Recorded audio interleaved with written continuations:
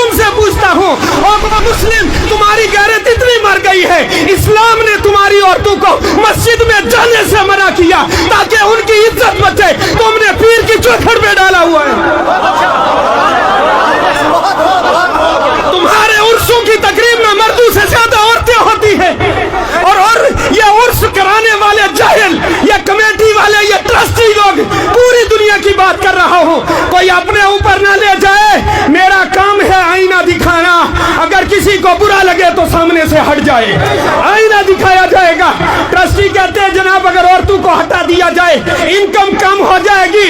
मैं कहता हूँ मेरी कौम, इन जाहिलों को ज़ियारतों पर तुमने बिठाया है, इन्हें किसी वली से मोहब्बत नहीं, ये पैसे के पुजारी हैं, उसी की रखवाली में बैठे हैं। मैं चैलेंज करता हूँ मज़ारों से संदूकड़ी हटा दो, इनमें से एक भी नजर नहीं आएगा।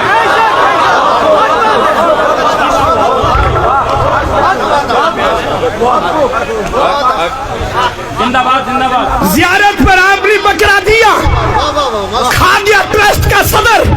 मुझे बताओ ना सही बाबा को सवाब मिला, ना दरवेश जो है दरवेश गुलाम कादिर को सवाब मिला, ना ही शादरा सरकार को सवाब मिला। अरे किसी ट्रस्टी को खिलाना कौन सा सवाब का काम है?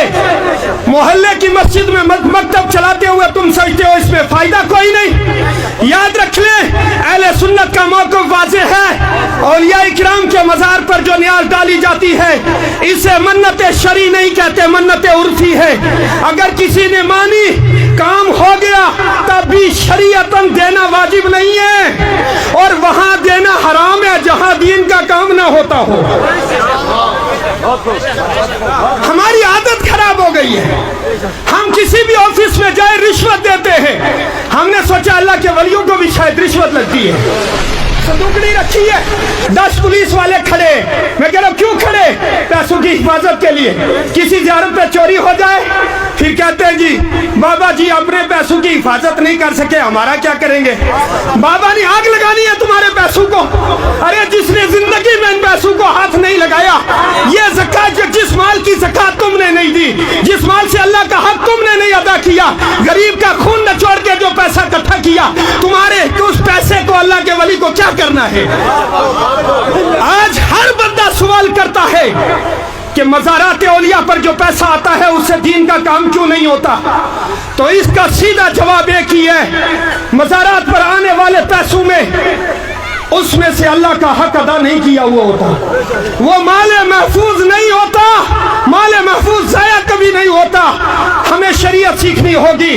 जब अल्लाह और अल्लाह के दीन का हक अदा करेंगे, फिर हम अगर कहीं पैसा रास्ते में भी डाल देंगे तब भी ज़ाया नहीं होगा। और दूसरी बात यह भी याद रखें, अल्लाह के वलियों को किसी पैसे की जरूरत नहीं, सोने चांदी की जरूरत नहीं, बकरों की जरूरत नहीं, उन्हें जरूरत सिर्फ सवाब की है, सवाब की। वो सवाब चाहते हैं। सवाब कैसे होगा? आपने एक बकरा एक वली की ज़ियारत पर लेकर दे दिया, उन्होंने उस बकरे को बेचकर उसका पैसे से दीन का काम किया, दीन के काम का सवाब मिलेगा, ट्रस्टी को भी मिलेगा कि उसने सही हक अदा किया, मस्जिद जो है देने वाले को भी मिलेगा, वही सवाब साहिब मज़ार को भी मिलेगा। मगर जिस मज़ार से करोड़ों रुपए हुकूमत को दे दिया जाए, मुझे बताओ उस मज़ार से साहिब मज़ार को क्या फायदा होगा? हमारी कौम इतनी भूली है, साल में हजारों रुपए जमा करके अजमेर शरीफ दे रहे हैं बाबा जी के, सरकार ख्वाजा गरीब नवाज के मज़ार अक़दस पर न्याज देने जा रहे, और वहां बैठे शिया खा रहे हैं। और जनाब मैंने यूं ही नहीं कहा, हमारे दिल तो हुसैन के साथ है पर हमारा अमल यजीद के साथ मिलता है। हमें अपना अमल सुधारना होगा। मस्जिद के मौलवी से तुझे नफरत है, मोहल्ले के इमाम से तुझे नफरत है, और रसूलुल्लाह के इश्क का दावा है।